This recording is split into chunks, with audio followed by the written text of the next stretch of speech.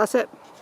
Right, do I start again? Yes, please. Yes, please. Right, so we're looking at this section of bed that on the 5th of May, we did our seed sowing. This is why I always write dates on my labels, because you look at things and wonder whether they should have come up yet.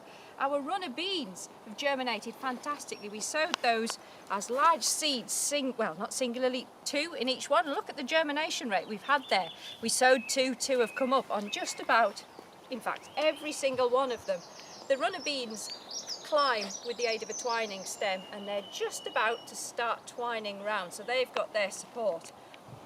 The peas we sowed in a wide drill, and they climb with a tendril, so we need to get pea sticks in there. But look again at that germination rate going beautifully through.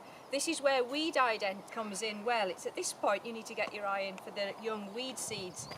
The things that are obviously not the peas that we then take out. A little hand fork to do a little bit of weeding through, and keep an eye on that so we know what we're looking for. Moving further towards you, the little dwarf French beans have come up beautifully as well, and we station sowed those as 2 in a medium depth drill. So we can see in here we've got a little problem with a few weeds coming up, but at this point we can tell what we're looking at. There's those beautiful bean leaves, but we've got a little bit of, well, that's actually shoe fly. That's not a recognisable weed. It's a garden plant that's escaped. Little baby dead nettle, a little chickweed in there, and those are the things we need to be taking out so they don't outcompete the plants. So this is the time you have a weed through. So they've done really well. A little bit harder to spot. We sowed beetroot, station sown again in shallow drills. Now this is where you do need to know your weed ident. Has our camera person found? So that's our beetroot station sown. The beautiful little red stems there give it away as being the beetroot. Station sown in 4 or 5 in each one. So at this point you could choose to thin them out, but I'm just going to choose to weed them through and thin them out at a later date.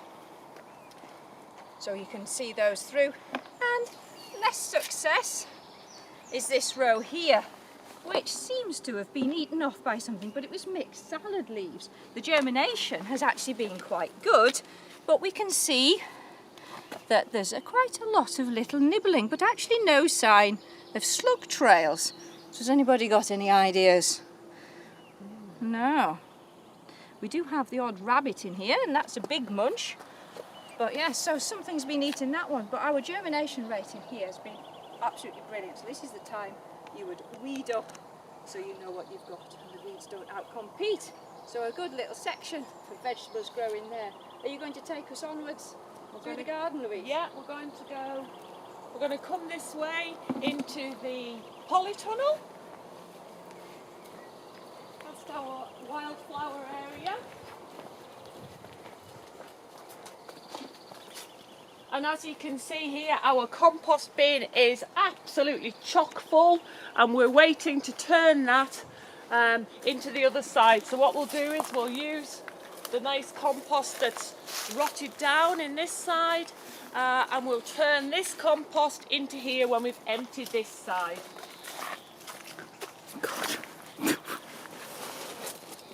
I'm going to lift the various carpets that we've got, and you can see underneath there, look at that. Fantastic. Look at that lovely compost. And this bin was as full as the one next door to set off with, so when we've emptied this one, we'll use that, we'll dig it into the garden and we'll use it as a mulch. We will turn our compost from that side into here, and then we'll start the process all over again. Now we're going to go into our polytunnel, and you can see we have a makeshift door here, and this is just in case we did get a little rabbit coming in here. We do have rabbit fencing, but sometimes they get in and we don't want it to eat our pumpkins. So I'm going to attempt to move this and let you come inside. There we go. So if we come in here, you remember in here we had our green manures. We chopped them down and left them as a mulch. Some of them are starting to grow again, so we might have to pull those out. And then what we did was we actually turned some in as well to show you it being inverted into the soil. And then we planted our pumpkins, and we planted them, I think it was a fortnight ago when we planted them. And these were winter squash crown prince. And can you remember there was 6 seeds in the packet? We ended up with 6 pumpkins. We planted them, we put the little cloches onto the top. We've now taken the cloches off and the pumpkins are growing away nicely. They've had a good water, and we've got these pipes in here so you can put the water into the pipe and it gets directly down to the roots for the pumpkin. So they're doing really well actually, and we've got 6 all looking very happy. So hopefully we'll have some pumpkins in here come autumn. Thank you very much.